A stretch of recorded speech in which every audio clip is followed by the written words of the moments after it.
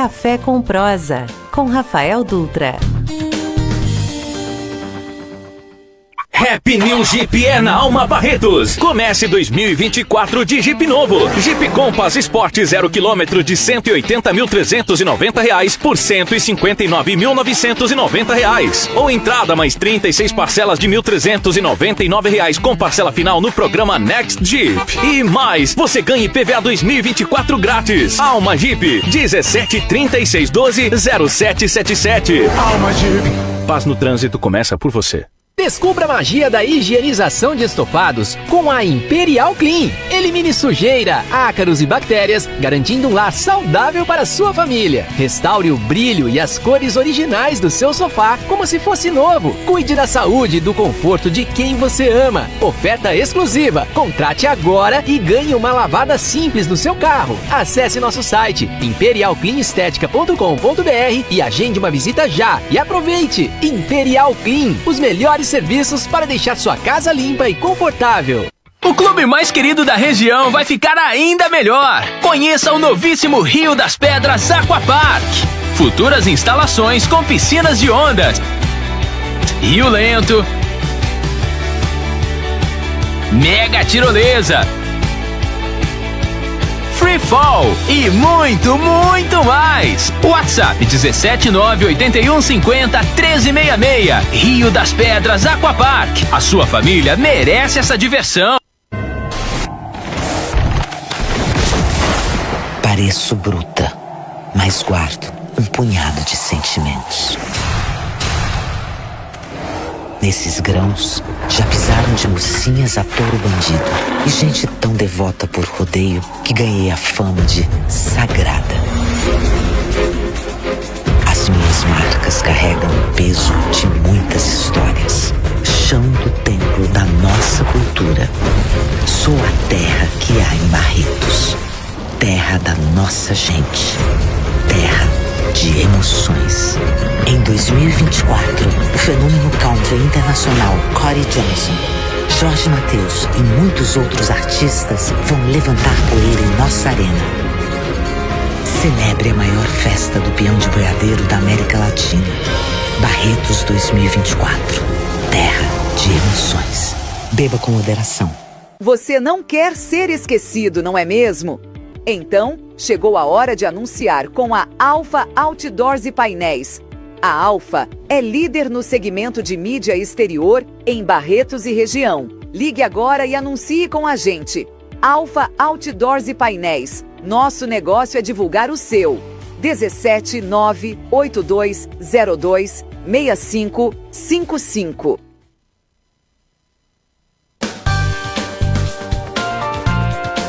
Café com Prosa, com Rafael Dutra.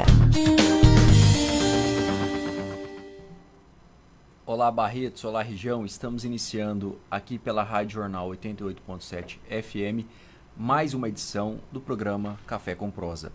Eu sou o Rafael Dutra e sigo com vocês ouvintes e também todos aqueles que acompanham pelas plataformas digitais até às 6 horas da tarde.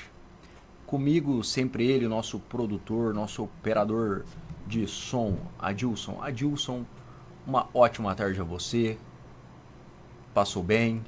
Boa tarde, Dutra. Graças a Deus foi um final de semana abençoado. Estamos prontos para mais uma semana. Tá feliz com a comemoração de mais um título do Tricolor Paulista? Ah, eu já sabia, né? O gás do Palmeiras já acabou. Já acabou o gás. Ladeira abaixo agora. Agora o gás acaba. Então eu tinha certeza que essa taça viria. Uma taça inédita, né? Agora eu acho que nós temos todos os títulos. Todos os títulos. Tudo, né? Casa própria, todos os títulos, uma ótima torcida, bons apoiadores e patrocinadores nesse ano de 2024. O São Paulo aí ressurgindo das cinzas. É isso aí, tamo aí. E nessa edição do programa Café com Prosa, nós estamos recebendo o Kaká. O Kaká já esteve aqui em uma outra oportunidade, mas nessa oportunidade ele vem aqui como presidente do PT. Kaká, uma ótima tarde a você, obrigado pela sua presença aqui em mais uma edição do nosso programa Café com Prosa. Obrigado pelo convite, o Rafael e o Adilson, né? E nós estamos aqui, né? Agradecer a audiência aí, um abraço a todos que estão acompanhando aí, que acompanham aí o Café com Prosa. Está aqui o Cacá, presidente do PT, também presidente do Sindicato dos Trabalhadores Rurais, um palmeirense, né? Que deve estar muito graças feliz. a Deus. Não tô, porque hoje eu me considero um torcedor normal. Porque a gente só estava ganhando. E a gente sentia saudades do que é aquilo, do que é perder de vez em quando. Então, cara, porque estava ficando chato, né? Tava ficando chato, perdemos lá nos pênaltis, né? Então um time igual o São Paulo, uma torcida maravilhosa que já, né? Foi ganhar um título agora o ano passado, depois de muito tempo, então merece também um crédito. Você entendeu? É isso aí.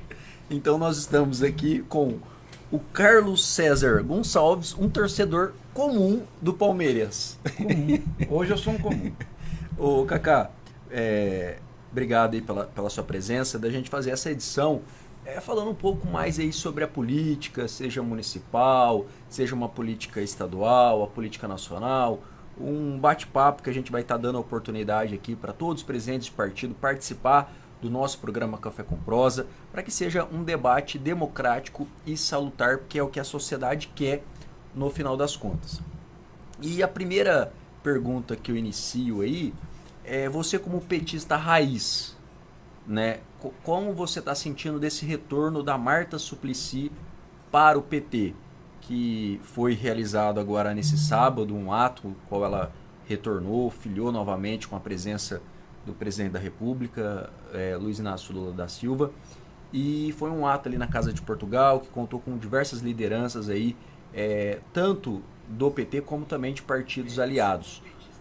O que você vê esse retorno da Marta Suplicy ao PT depois de 9 anos? Olha, a Marta Suplicy, ela teve uma importância muito grande na década de 80, né? Ela ajudou o Partido dos Trabalhadores, que foi um partido que nasceu realmente, simplesmente da classe trabalhadora.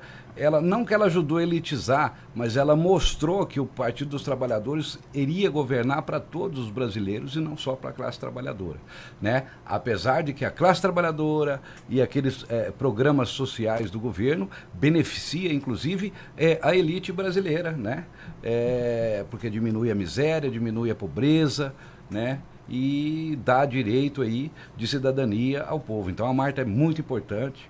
A gente, algumas arestas que teve com ela, tem alguém do PT que é um pouco mais radical, mas a grande maioria daqueles que querem a convergência, né, sem ódio e sem mágoa, a gente tem que construir para o país, para a cidade, né, onde a gente vive, e pegar as melhores cabeças. E a Marta Suplicy, ela vem sim para somar muito no partido.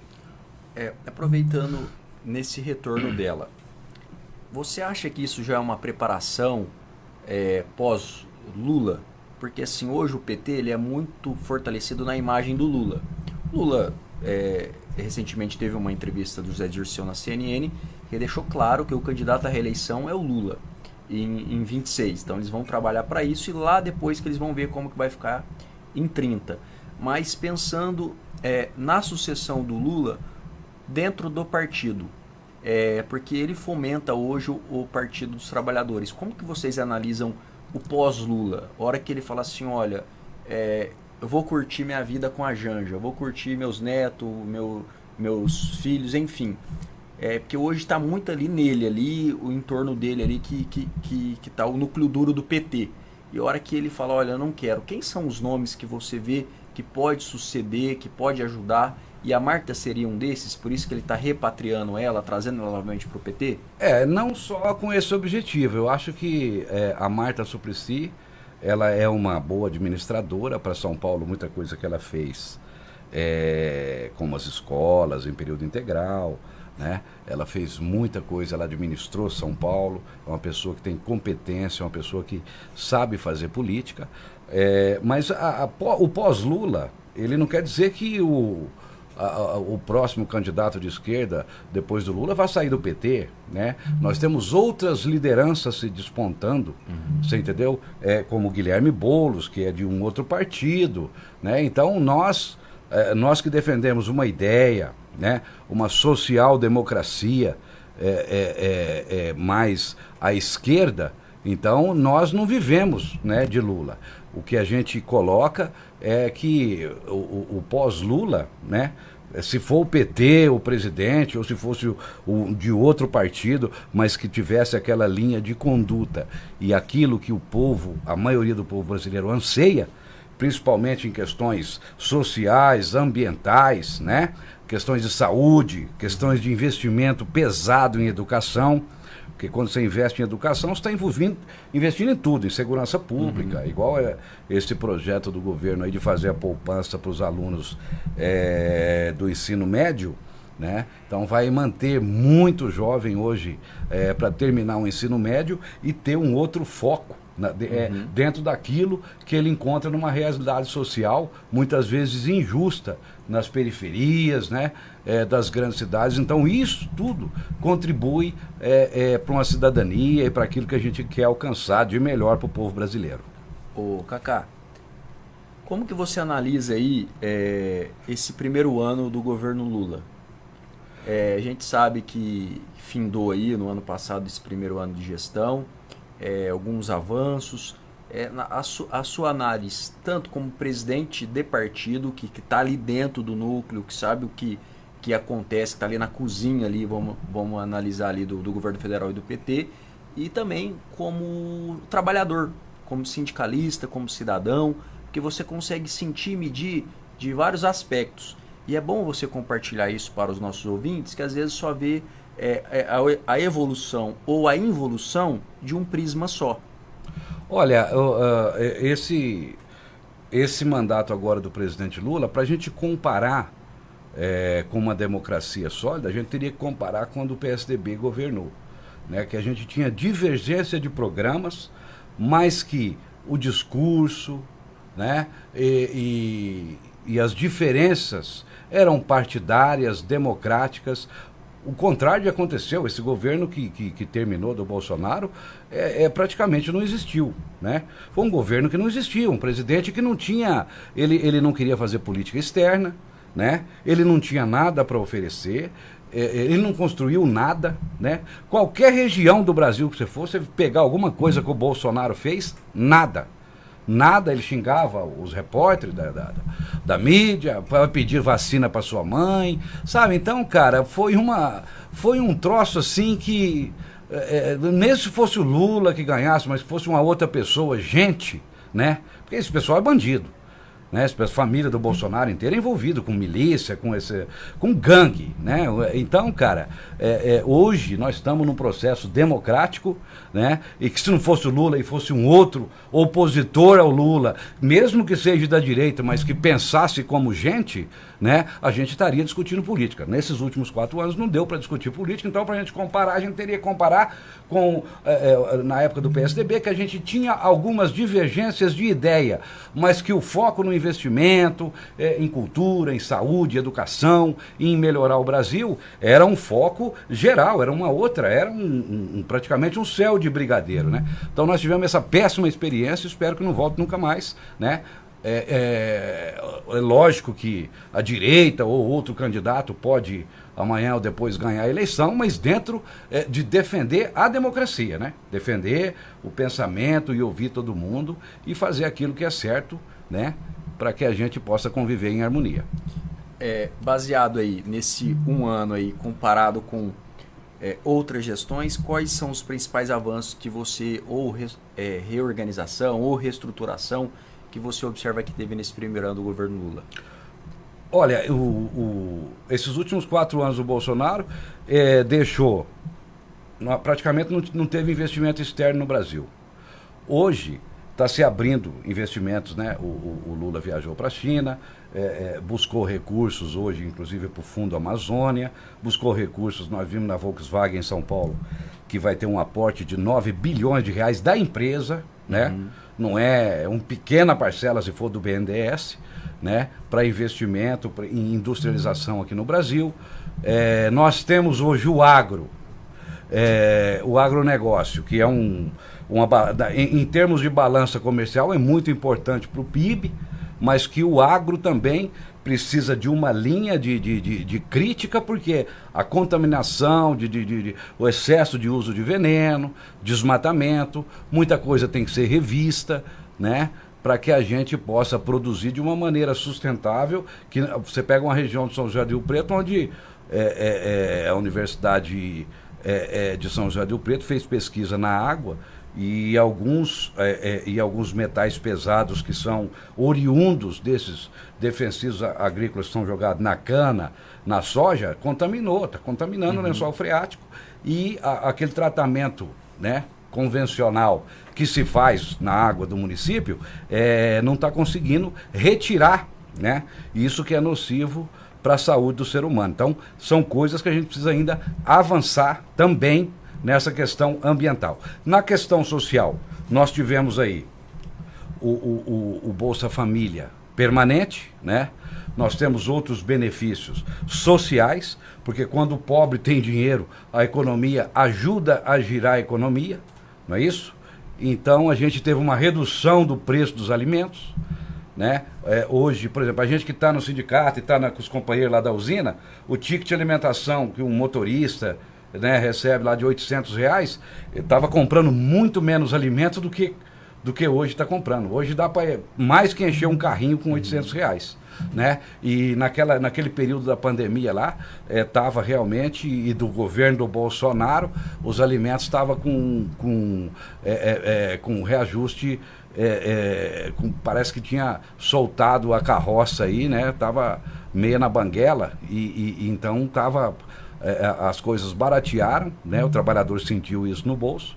Tanto é que diminuiu no próprio último ano, porque nós temos um trabalho social que a gente faz no sindicato, que as pessoas, né, puxam uma cesta básica, diminuiu muito os pedidos de ajuda, né? E a gente nota com isso que melhorou muito também, que hoje a pessoa tem pequeno, aumentou um pouco, não aquilo que a gente quer, né? Enquanto cidadão, né? Enquanto dirigente partidário, né? Enquanto cidadão, a gente quer que a nossa pátria mãe gentil gere realmente, né, um berço esplêndido para todos, né? E não só para uma meia dúzia. Que isso é o poder de compra.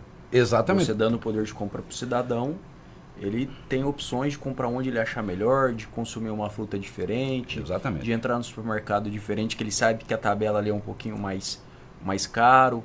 Isso. E isso faz totalmente uma diferença para o cidadão. Totalmente uma diferença. Que é uma política que é feita de cima para baixo, né? Do governo federal para baixo, mas são políticas sociais que foram discutidas na base, né? Com as categorias de trabalhadores, professores, de funcionários públicos, com desempregados. São essas demandas, né, do governo, essas demandas sociais, culturais, né, principalmente, e ambientais, elas nasceram na base. A gente gostaria que essas demandas tivessem um pouco mais de vontade política, delas serem implantadas também, começassem a ser implantadas nos municípios. Aí quando chega lá em Brasília, por exemplo, já está consolidado as necessidades e os anseios da população, principalmente da população que mais necessita. Nós tivemos aí que foi aprovado no final, não sei se foi no final do ano, ou no começo do ano, que foi assinado com o presidente Lula, o vice-presidente Geraldo Alckmin, um reajuste aí às Santa Casas, né, que era uma demanda antiga. Nós tivemos o reajuste da tabela do SUS aqui pelo governador Tarcísio de Freitas e pelo secretário de Estado Eleus Paiva, que é daqui de Rio Preto, que começou agora, né? Eles fizeram ano passado para começar a ser pago em 24. E o governo federal também deu um reajuste aí na tabela da Santa Casa. Como que você analisa isso?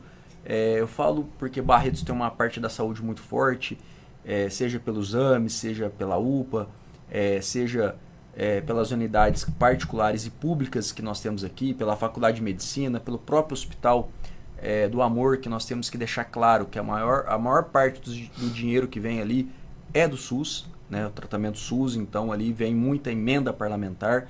E aí eu vi em alguns grupos de WhatsApp o pessoal falando, mas tem deputado de outros estados colocando emenda em Barretos. Tem, porque vem para o hospital. Tem senador estados, né, que coloca emenda para o hospital. E às vezes a hora que você faz aquela análise, você fala, nossa, Barretos está recebendo isso de emenda. Mas é para o hospital. O Hospital do Câncer, esse reajuste da tabela do SUS, ele precisa ainda ser melhorado. O Estado, o governo federal, no último governo, não vinha pagando fornecedores, né?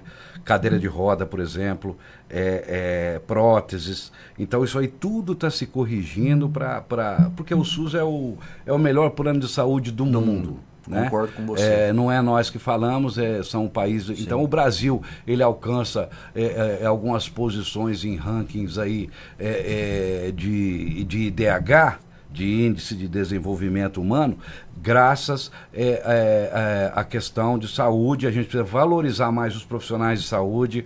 Nós estamos devendo ainda, nós enquanto cidadãos, não estou falando enquanto partido, mas enquanto cidadãos, a gente deve muito aos nossos trabalhadores da área de saúde, aos trabalhadores da área de proteção, de educação. Na área de saúde, por exemplo, o Rafael, nós tivemos aí mortes de muitos enfermeiros no enfrentamento com a Covid, enfermeiros, médicos, e aí se criou esse piso nacional da enfermagem, que fica parecendo uma imposição, mas não é, porque foi uma coisa, foi muita coragem dessas pessoas de estar recebendo, né, pessoas desmaiando nas filas. Então foi uma catástrofe e nós devemos muito, enquanto cidadão, você né, qualquer trabalhador, de defender, né, essas categorias que cuidam da nossa saúde, da nossa educação, você está entendendo? Então a gente pretende que se seja cumprido realmente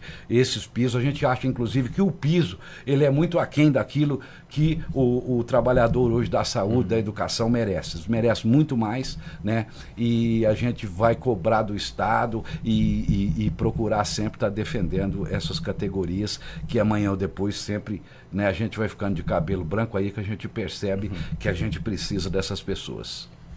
Cacá, como que é a perspectiva que você vê do governo federal para os próximos 3 anos, para 2024, 2025 e 2026? A gente sabe que hoje, você começou falando aí, uma divergência do setor do agronegócio com o atual governo. Isso até saiu, acho que uma matéria hoje, que eu estava lendo um pouco mais cedo. Há uma divergência que eles até vão ter uma reunião com o ministro Carlos Fávaro para chegar num consenso que eu acho que o setor do agronegócio não gostou muito do primeiro ano com algumas medidas. Então, eles estão entrando num consenso. Teve uma medida, eu acho que muito benéfica do BNDES, que a partir de agora, quem for tirar dinheiro no BNDES vai ter que ter uma modelagem econômica pensando em ESG, em sustentabilidade, em compromisso com o meio ambiente. Isso para grandes players que é sensacional, essa ideia que já conecta com muita coisa boa que tem lá fora, né? Porque às vezes a gente acha que lá fora só tem coisa ruim. Não, há muita coisa boa que a gente pode aprimorar e trazer, implementar no Brasil. E o Brasil tem um banco, que é o BNDES, que fomenta muito o desenvolvimento, ajuda muito o empresário. Barretos, a gente sabe que muitas pessoas retiram dinheiro no BNDES, tanto para a empresa quanto o agronegócio. Então ele ajuda, né? Ajuda é um apoio. E outras vertentes que a gente vê que teve um avanço, como essa bolsa da educação, acho que foi uma ideia benéfica para valorizar aquele que mais necessita, aquele que está fora da escola, para ele voltar a ficar e depois poder resgatar esse saldo e continuar a sua vida acadêmica. Porque a gente sabe, quando a gente investe em educação, a gente desmobiliza um mercado mais difícil, a gente mobiliza a população para ficar mais coerente, mais sábia e poder ajudar mais o próximo, né? Porque a gente não nasce sabendo nada, a gente vai adquirindo conhecimento e vai tendo essa evolução nesse plano terrestre. Então acho que é fundamental investir em educação. Acho que isso foi uma bola dentro que teve através dessa bolsa. E outras áreas que nós esperamos um avanço, como a área da cultura, a área do esporte, que falta alguns avanços assim. Na política externa a gente vê que o presidente Lula viajou bastante, teve acesso com outros países, levando a imagem do Brasil. Como que você analisa aí agora esse 2024, sendo que nós temos um ano eleitoral que às vezes trava algumas políticas públicas? Vamos dar uma separada, porque você falou que o agro está meio descontente e tal. O agro teve mais dinheiro do que teve no governo do Bolsonaro agora, por esse primeiro ano do Lula. A questão do agro não é uma questão de esse ou aquele, é a questão do agro foi que no governo, quando derrubaram lá a Dilma, alguns agrotóxicos, né, cerca de 360 marcas de agrotóxicos, e dessas 360 marcas que foram aprovadas pelo Congresso para serem utilizadas aqui, eram proibidas, e são proibidas na grande maioria dos países sérios do mundo, né? Então você vai na Europa, lá onde se faz o álcool de beterraba, né, de batata, de não sei o que, lá na Inglaterra, na França, então esses produtos não são utilizados. Então o que é que a questão com o agro é que o agro, amanhã ou depois, uma soja contaminada com isso lá fora, a partir de uma análise, já barra todas as exportações do Brasil. Você vai vender para quem, meu amigo? Então esse tipo de defensivo que foi aprovado é uma dessas questões que manifesta a nossa divergência, que é esses mesmo veneno agrotóxico que está contaminando as águas do lençol freático dos grandes municípios que têm em seu entorno essas produções do agronegócio, né? Então, a questão de divergência do agro é só essa, né? Porque, e outra coisa, a burocracia também, para você tirar o crédito, não burocracia, mas você tem que cumprir determinadas metas, para você ter o incentivo governamental, porque esse incentivo eles já têm demais, eles não pagam nem imposto, né? Então, você pensar que o cara está exportando soja, isso aí só serve para balança comercial. Você entendeu? Não paga imposto esses caras. Esses caras querem vender a soja igual o Ratinho um dia. Aí eu tava vendendo a $70 a saca. Beleza. O tratorista dele tava ganhando quanto? Se a soja estivesse vendendo R$10, a mesma coisa.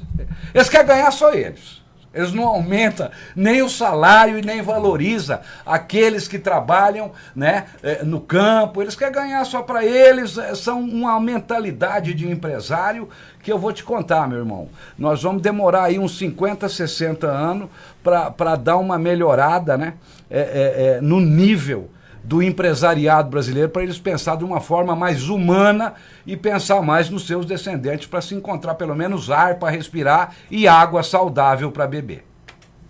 Então, essa é a divergência com o agro.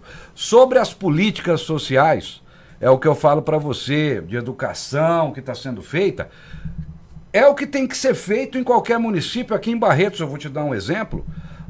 Quando você conversa com igual você falou que está num ano eleitoral. Tem que ouvir a sociedade.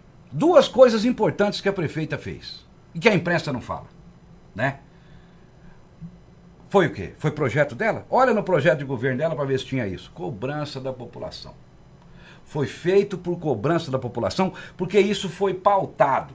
Mesmo aquele candidato que perdeu a eleição, ele deixou uma reivindicação. Ele deixou uma reivindicação do comerciante que queria abrir a Rua 20. Você entendeu? Uhum. E abriu a Rua 20. Eu não sabia nem como é que era a Rua 20. Você entendeu? Eu tinha esquecido já como é que era ali, que loja que tinha ali. Agora, né? Agora a gente passa. Um dia eu passei de carro, já comprei um ventilador lá eu não sabia nem que tinha loja 100. Ainda bem que tem. Então, o que acontece? Foi cobrança dos comerciantes, melhorou. Outra coisa, a Vicinal de Jaborandi não estava no programa político dela. Era praticamente uma piada. E essa pauta de reivindicação, não era só nossa. O que acontece hoje? Se você fizer uma pesquisa de boca, o Rafael e a Adilson, vocês vão hoje na faculdade Barretos. Você vai ver que tem mais aluno matriculado do que tinha antes daquela região de Viradouro, de Terra Roxa, de Jaborandi. Não é por causa de pedágio, é por causa de logística. Barretos não é uma cidade industrial. Barretos é uma cidade que tem que liderar prestação de serviço e comércio. Quando o pedágio veio para cá, eu canso de repetir isso, parece que Barretos colocou um muro. Não, nós não queremos povo de Colina vindo aqui não, e shopping, nossa, eles que se viram. E eles não vêm de raiva, eles vão lá para Bebedouro, você tá entendendo? Porque o pedágio foi uma espécie de muro. Hoje já deu uma melhor. Eu compro o negócio para estacionar o carro, agora a gente tem que entrar numa loja ali e tal. E na determinada loja a moça falou para mim, aquilo que você falou tem razão mesmo. Nós já estamos com 2 clientes de Viradouro, Morro Agudo, tá vindo aqui. Você tá entendendo? É isso, cara. É pensar e ouvir as pessoas, ouvir o comerciante.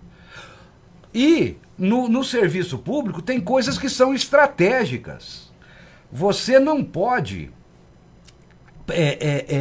terceirizar serviços estratégicos.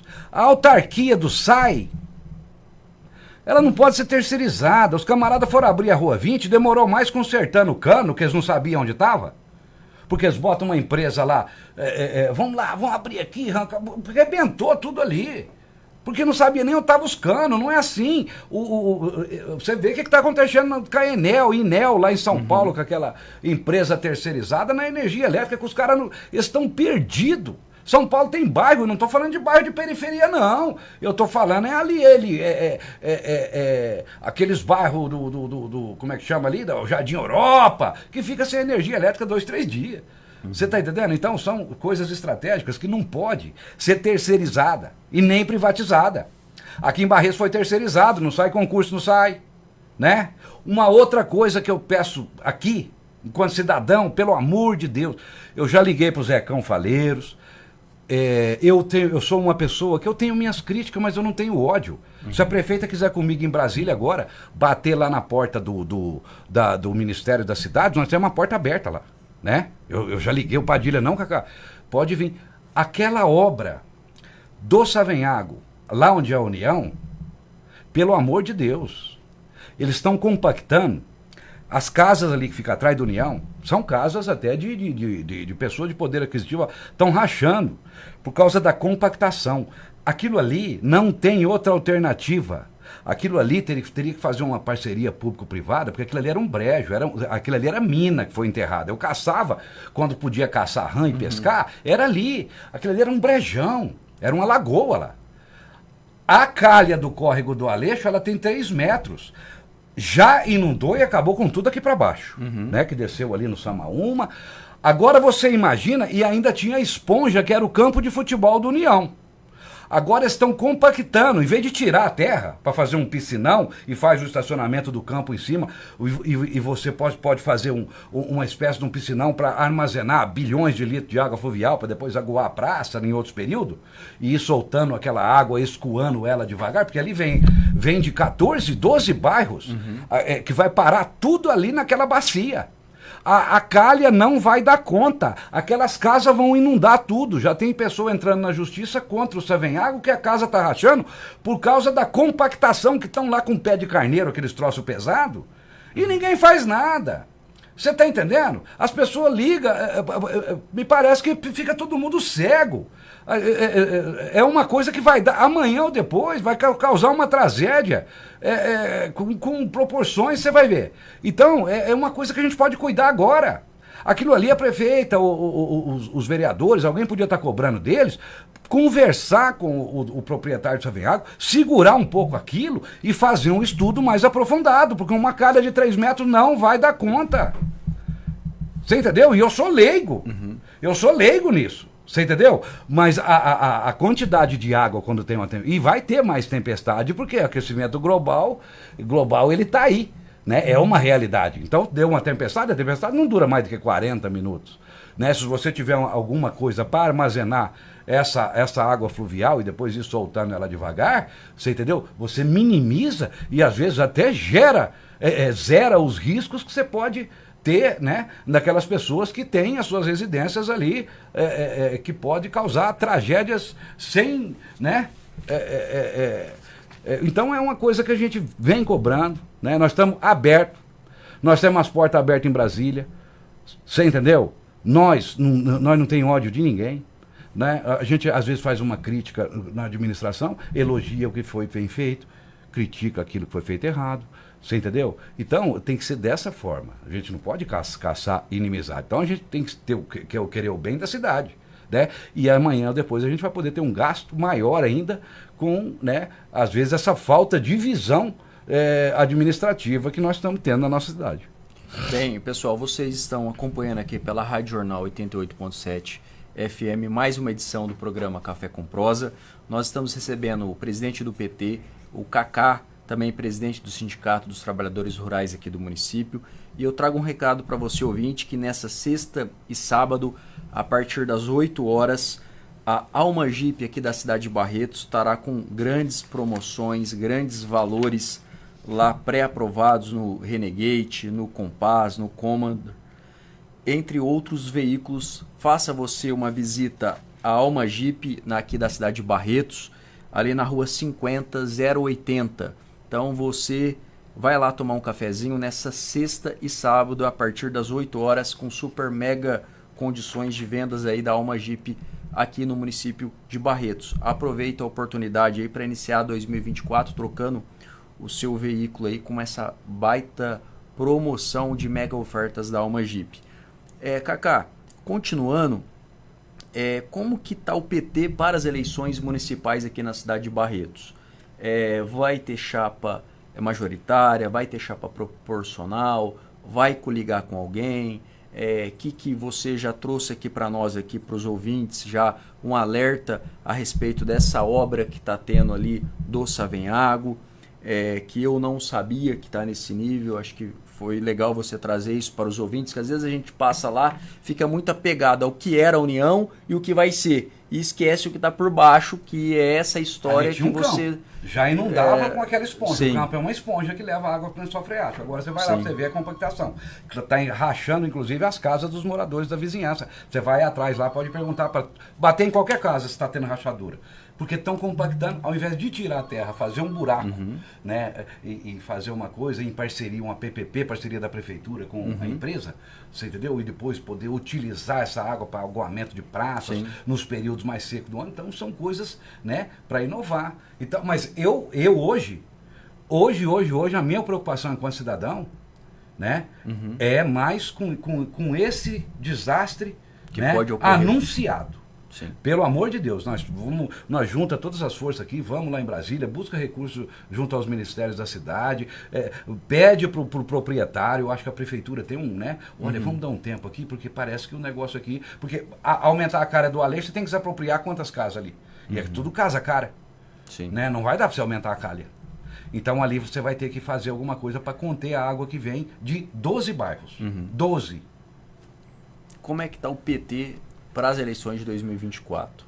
Vai ter candidatos a vereadores, vai ter chapa majoritária, ou a prefeito, ou a vice, vai coligar? Como é que está sendo essas discussões? Aí a gente já falou um pouco do cenário nacional, agora trazendo mais para o cenário municipal nesses minutos finais do nosso programa. Que minutos finais? Nós começamos agora? Com que horas são? Mas é que o Cacá fala tanto que a gente nem vê a hora passar. É brincadeira. Agora, falar agora. Começa agora para chegar. O Rafael... Eu acho que eu tinha que ter começado pela política municipal para depois ir para nacional. Rafael e Adilson. Olha, o PT ele faz parte de uma federação, que ela é uma federação que ajudou a eleger o presidente Lula. Então, junto ao cartório eleitoral, a Justiça Eleitoral, nós temos que estar coligados em 3 partidos, que é o PT, o Partido Verde e o PCdoB. O PCdoB em Barretos está muito bem organizado, está bem estruturado, e cada um desses candidatos, desses partidos, pode lançar 6 candidatos a vereador, né? Então nós vamos ter nós já estamos trabalhando há 2 anos, né, junto à comunidade, para ter vereadores que representam realmente toda a sociedade, que representam a geração de emprego, que representam as necessidades da periferia e as necessidades da classe trabalhadora. E aqueles que cobram mais também a questão de educação pública e saúde pública de melhor qualidade no nosso município. E fazer, e esses vereadores, né, a gente pretende eleger alguns vereadores hoje na Câmara, e também, majoritariamente, nós provavelmente, já quase que 100% certo, que nós vamos ter candidatura majoritária. Né? Nós vamos ter uma candidatura majoritária da seguinte forma, que faça realmente o enfrentamento das necessidades de Barretos. Porque até agora, existe turmas. Já tem um nome, Não, já tem alguma coisa que você pode abrir para os nossos ouvintes? Nós temos um bom projeto. Um projeto que foi discutido nos bairros, com os comerciantes também, né, com as necessidades dessa questão de geração de emprego, de geração de renda na nossa cidade, moradia digna, saúde, educação e cultura, né, e questão ambiental. Então a gente vem discutindo isso muito dentro do partido e nos bairros, né, com grupos que estão muito organizados nesse sentido, para que a gente possa... Agora, das candidaturas que nasceram, nós não estamos vendo perspectiva, porque me parece que os mesmos que estão governando há 30 anos, é uma turma que está aqui, que saiu, agora está apoiando o outro como se fosse o novo, e que na verdade é o velho. Você entendeu? Então nós não temos quem faça o enfrentamento, você entendeu?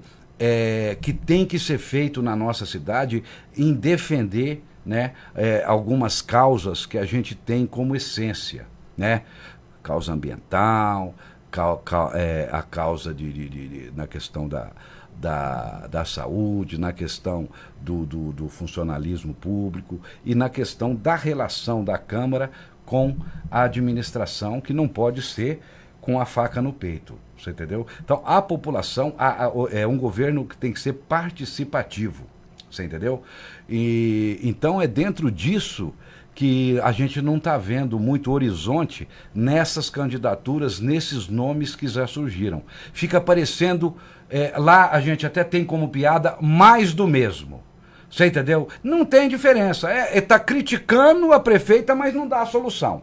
E a prefeita também é criticada, parece que não ouve. Você entendeu? Então, a gente quer uma coisa que construa, que ouça o comerciante, que ouça... Porque quem sabe o que o Santa Cecília precisa? É eu? Não, é o Santa Cecília. É o governo participativo, é o governo com participação popular.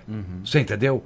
Não adianta o aluno sair lá do San Diego para vir estudar ali no Estadão, não faz mais sentido. Então tem coisas que você já tem que começar, né, a pensar. Porque se você pega na área de educação, por exemplo, algumas escolas não fazem mais sentido onde elas são construídas. Ou você dá o transporte, que é caro, de levar todos os alunos com segurança, né? Ou você constrói uma escola próxima. Se você vê, por exemplo, o índice de evasão escolar de uma escola igual a do Cristiano de Carvalho, onde o aluno que estuda lá, ele mora nas proximidades, o índice de evasão é menor. O índice de participação dos pais de alunos nas reuniões é muito maior, é extremamente maior do que algumas outras escolas, porque como é que um pai que mora lá no San Diego e o menino dele estuda aqui no Antônio Olímpio, chega do serviço cansado, vai vir numa reunião de professores? Então, são coisas que a gente, junto com os estudantes, junto com os professores, nós temos que transformar hoje essas reuniões de pais, para que o pai do aluno, a mãe do aluno tenha convívio com o docente, né? A gente tem que transformar isso em evento. Você está entendendo? E num almoço, num dia de domingo a cada 6 meses, de fazer alguma coisa de apresentação. Então é isso que é que você cuidar da cidadania. Não é simplesmente você dar o lápis lá e pagar o salário do professor, você está entendendo? Sem perguntar o que aquele aluno, o que aquela mãe daquele aluno está sentindo de progresso, se o seu filho está motivado para ir na escola. Então, eu estou falando da área de educação. Saúde, mesma coisa. Saúde nós temos aí, foi construído o Centro do Idoso, eu estou com meu sogro de 97 anos. Eu não posso deixar ele em casa sozinho. Eu, minha mulher, minha filha trabalham. Ele é um aposentado do Loas, que ele mora com a gente há mais de 30 anos. Nós não temos um local. Eu sou do SUS, eu não tenho plano de saúde, né?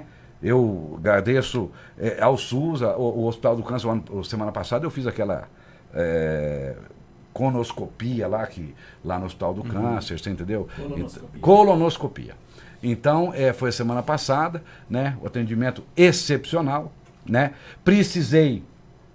Minha sogra precisou da Santa Casa também. Um bom atendimento, pode melhorar muito, né? Só reclamou que era muito frio lá.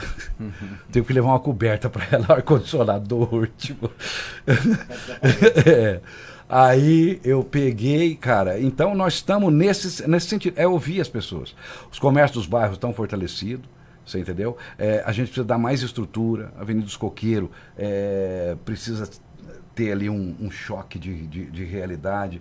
A gente precisa ter as pistas de caminhada levadas um pouco mais a sério. Se tu caminha ali perto do Nova Barretos, aqui, Sítio Barretos ali, o cara passou uma tinta em cima da terra, meu irmão. Fica tudo descascando. Você entendeu? Então, é tratar isso, a mobilidade urbana, né? A gente sonha com um projeto nosso que é o tarifa zero de transporte público. Foi feita em algumas cidades, inclusive o dobro de Barretos, cidade que tem menos arrecadação do que a nossa, e o comércio... por quê? Porque se você dá o transporte público, sobra o dinheiro no bolso do cidadão. Esse dinheiro vira uma camiseta, um chinelo, ele aumenta o seu poder aquisitivo, né? Como fazer isso? Eu não sei como fazer isso. Vamos estudar como é que a gente vai fazer isso. E também proporciona as pessoas conhecer lugares que até então ela nunca foi. Exatamente. E outra coisa, Adilson, a gente fala, isso é coisa do PT, da onde? Camboriú é administrado por um bolsonarista, vê se o pessoal quer que volta a pagar. Lá os ônibus é tudo gratuito.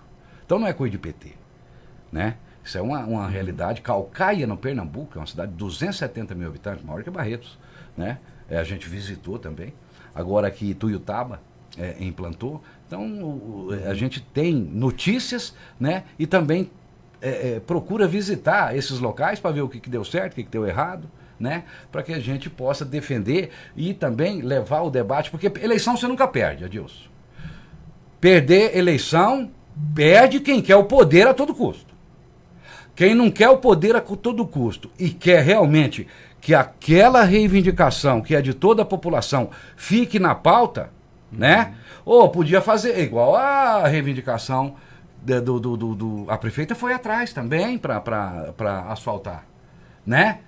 Para abrir a Rua 20 e para fazer outro tipo de coisa. Então vira uma pauta. Sim. Agora, quem está preocupado em perder eleição é quem está louco para pateta, para ir pro poder, você tá entendendo? Porque política você não se perde. Mesmo aquele que perde, ele deixa ideias. E as ideias, o povo cobra daqueles que foram eleitos aquilo que foi de bom também, que foi deixado como exemplo e como poder para melhorar a vida, né? Mobilidade urbana em tudo do cidadão. Ô, Cacá, nós temos mais 4 minutos. Então a gente sabe que o PT vai ter chapa, a federação vai ter chapa proporcional, né?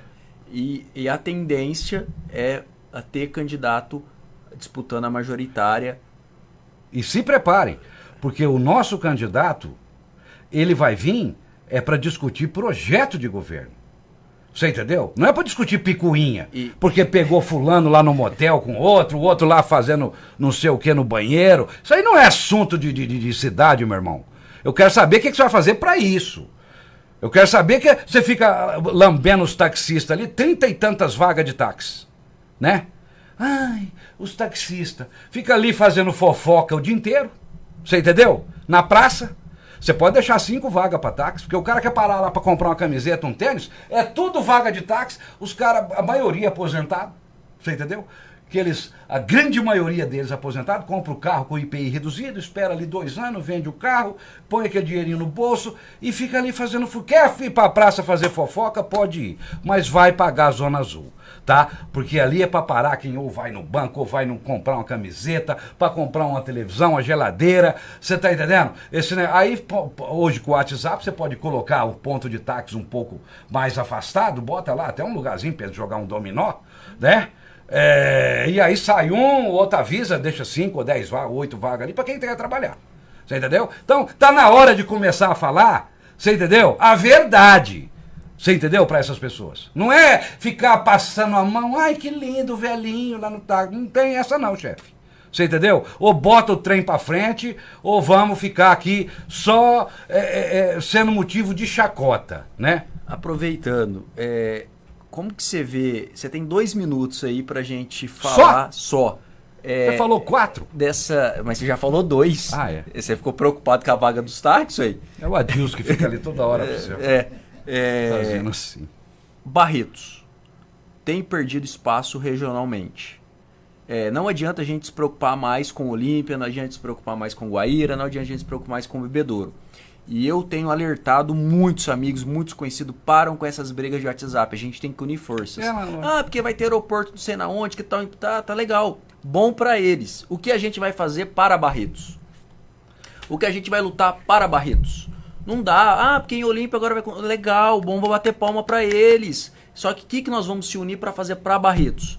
Então, como você falou de pauta, e eu estou fazendo mestrado na GV de Gestão e Políticas Públicas, e isso dá uma visão muito macro e micro de pauta e depois o que você leva para a agenda. Porque não adianta a gente levar para a pauta se o governo não incluir na agenda. Porque depois que inclui na agenda vira política pública. Exatamente. Só que quando você vai discutir isso com algumas pessoas, eles não querem discutir isso. Por quê? Porque é legal criticar sem apontar algo de benéfico para a sociedade. Exatamente, a solução.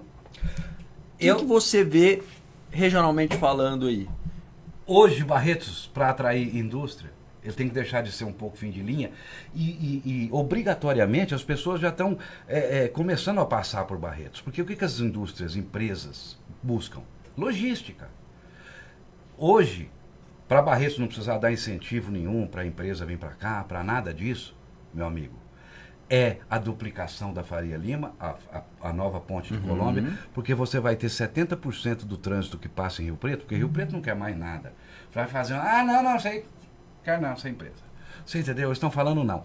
Aquele fluxo, aquele movimento que estão descendo agora das indústrias que estão produzindo carro lá no Nordeste e tudo, vai passar por aqui. É isso que a empresa busca. Logística. Então você não precisa vender a alma pro diabo, ficar dando incentivo e dando desconto disso. Empresa vem naturalmente. Basta você dar condições para ela. Você entendeu? Os alunos não vieram de Vidadouro e matricularam mais gente aqui nas escolas de Barretos, não estão vindo nas clínicas odontológicas, não estão vindo para ser atendido, estão vindo no shopping. Eles não conheciam nem o shopping. Né? Hoje numa pesquisa de boca, eu gostaria até que você mandasse fazer uma pesquisa dessa. Eu sei que a rádio aqui põe muita grana nesse programa. Então, contratar uma pesquisa dessa, você entendeu? Para ver... para que as pessoas abram o olho. Fala, a gente tem que melhorar, a gente tem que liderar prestação de serviço para gerar emprego, para gerar renda para a cidade. E a gente, para fazer isso, nós precisamos dar condições das pessoas vir para Barretos, passar por Barretos. Né? E nós, por exemplo, do PT, eu garanto para você, essa duplicação e a nova Ponte Colômbia sai porque eu já tive em Brasília. Não, se o PT ganhar lá, nós faz. Eu acho que, né? Agora vocês vão ter que fazer.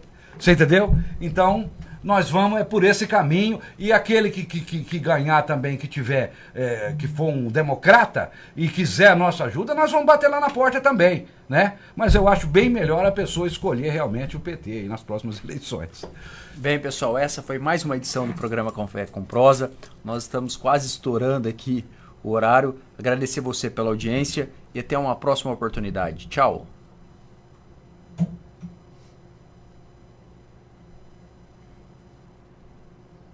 Happy New Jeep é na Alma Barretos. Comece 2024 de Jeep novo. Jeep Compass Sport 0 km de R$180.390 por R$150.